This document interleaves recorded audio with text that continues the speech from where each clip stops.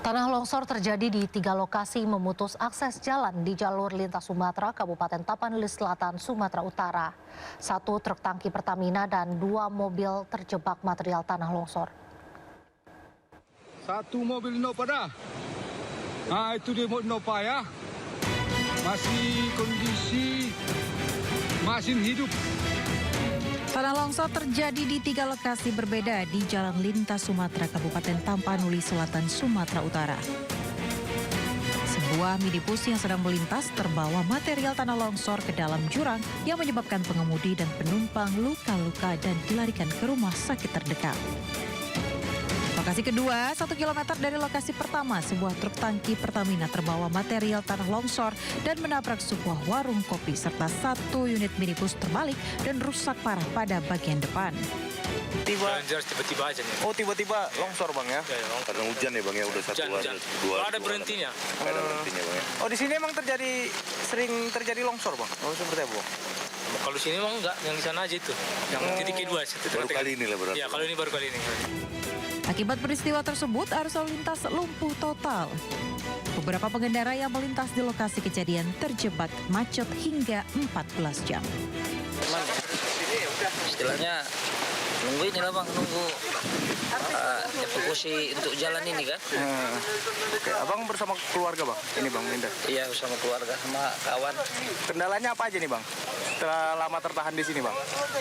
Ya susah lah bang, semuanya lah, nyari makan susah kan. Oh, oke bang. Selain menutup seluruh ruas jalan lintas Sumatera, sejumlah rumah dan pemakaman juga mengalami kerusakan. Dari Tapanuli Selatan, Sumatera Utara, Indra Mulia Siagian, iNews melaporkan. Ratusan warga rela antri berdesakan demi mencairkan bantuan langsung tunai atau BLT di kantor pos Kebonjeruk, Jakarta Barat pada siang ini. Meski kepanasan dan menunggu berjam-jam, ratusan warga rela antri mencairkan BLT Kesra senilai Rp900.000 di kantor pos Kebonjeruk, Jakarta Barat. Warga tak putus asa meskipun harus menunggu giliran panggilan petugas kantor pos. Banyaknya warga yang antri mengular hingga ke jalan raya mengakibatkan kemacetan cukup panjang. Dan meski bersyukur bisa mendapatkan BLT sebagai tambahan belanja, warga berharap pemberian BLT dilakukan lebih rapi, yaitu bisa per kelurahan demi menghindari antrian panjang seperti hari ini.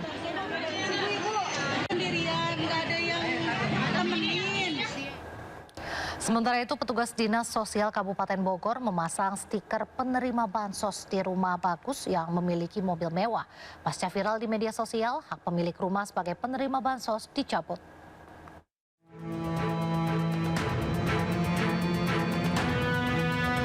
Inilah video viral saat petugas dari Dinas Sosial Kabupaten Bogor memasang stiker penerima bansos. Video ini menjadi sorotan lantaran rumah tersebut masih layak huni, bahkan terdapat garasi yang terparkir mobil. Hal ini cukup bertentangan dengan anjuran pemerintah bahwa penerima bansos adalah bagi mereka yang hidup di bawah garis kemiskinan. Menyikapi viralnya video tersebut, Dinas Sosial Kabupaten Bogor membenarkan jika pihaknya saat ini sedang melakukan verifikasi data untuk penerima bansos baik BPNT maupun bansos lainnya.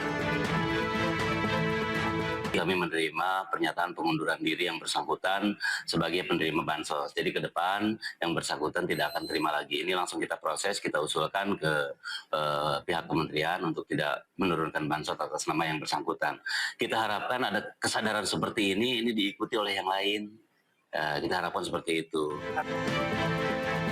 Ada sekitar 100.000 lebih penerima manfaat bansos di Kabupaten Bogor ini yang hingga saat ini akan terus dilakukan verifikasi data.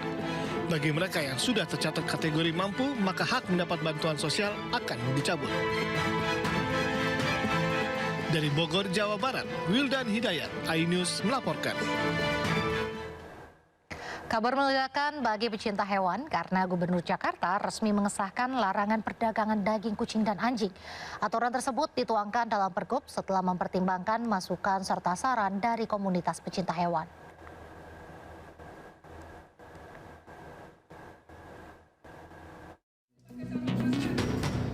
Jakarta menunjukkan keseriusan untuk menjadi kota ramah hewan.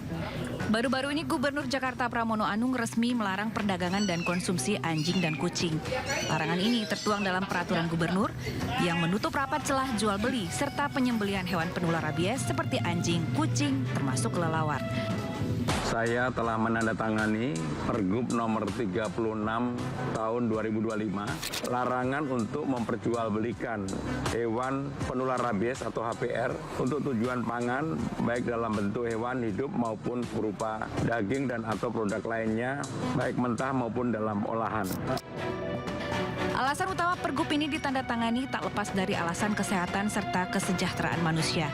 Di antaranya untuk menghindari risiko penularan rabies, kesejahteraan hewan itu sendiri, serta terakhir mencegah peredaran daging berbahaya yang telah terkontaminasi bakteri. Aturan baru ini menjadi langkah penting pemerintah Jakarta untuk menjaga kesehatan warganya, sekaligus peduli terhadap nasib hewan. Tim Liputan iNews melaporkan. Presiden Prabowo Subianto memberikan rehabilitasi kepada ex-Dirut ASDP Ira Puspadewi. Selain Ira, rehabilitasi juga diberikan kepada 2 orang di jajaran ASDP, yakni Muhammad Yusuf Hadi serta Hari Muhammad Adi Caksono. 20 November lalu, mantan Direktur Utama PT ASDP Indonesia Ferry, Ira Puspadewi, divonis 4,5 tahun penjara dan denda 500 juta rupiah oleh Majelis Hakim Pengadilan Negeri Jakarta Pusat. Ira terbukti bersalah dalam kasus korupsi terkait proses kerjasama usaha dan akuisisi PT Jembatan Nusantara tahun 2019-2022. Majelis Hakim juga memvonis 2 orang lain, Direktur Komersial dan Pelayanan PT ASDP Muhammad Yusuf, serta mantan Direktur Perencanaan dan Pengembangan PT ASDP Hari Muhammad Adi Caksono. Keduanya divonis 4 tahun penjara dan denda 250 juta rupiah. Kini ketiganya mendapat rehabilitasi dari Presiden Prabowo Subianto.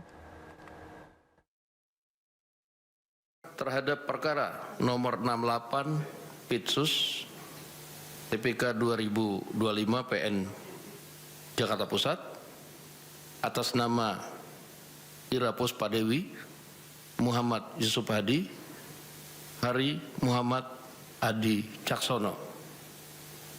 Dari hasil komunikasi dengan pihak pemerintah,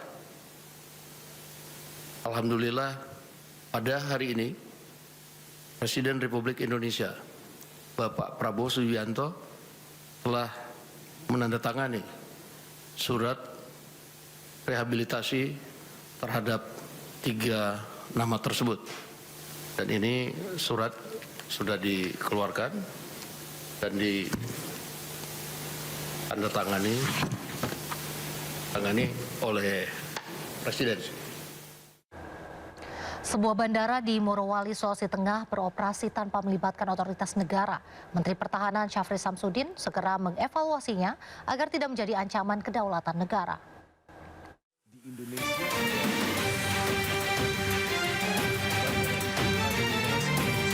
Satuan Tugas Penertiban Kawasan Hutan Satgas PKH menemukan bandara yang beroperasi di kawasan PT IMIP, Kabupaten Morowali, Sulawesi Tengah. PKH dalam Instagramnya mengungkapkan bandara ini beroperasi tanpa ada otoritas negara seperti bea cukai hingga imigrasi. Seluruh kru yang berada di bandara PT IMIP bukan merupakan otoritas negara. Meski bandara ini dibangun dari dana sendiri, Satgas PKH menekankan negara memiliki aturan yang harus ditaati.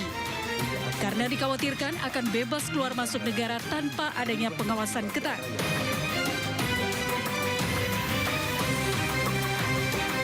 Dugaan adanya bandara tanpa otoritas negara diungkap Menteri Pertahanan Syafri Samsudin saat melakukan peninjauan intensif di Morowali, Sulawesi Tengah dalam rangka simulasi pertahanan terintegrasi TNI.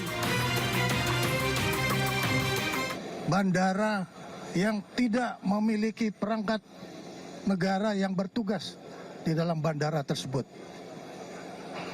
Ini merupakan hal yang anomali di dalam negara Kesatuan Republik Indonesia yang kita harus menegakkan regulasi, tapi ternyata masih terdapat celah-celah yang merupakan kerawanan terhadap kedaulatan ekonomi, bahkan juga bisa berpengaruh kepada stabilitas nasional. Sementara itu, Bandara Indonesia Morowali Industrial Park atau IMIP tercatat dalam situs Kementerian Perhubungan Republik Indonesia, Direktorat Perhubungan Udara.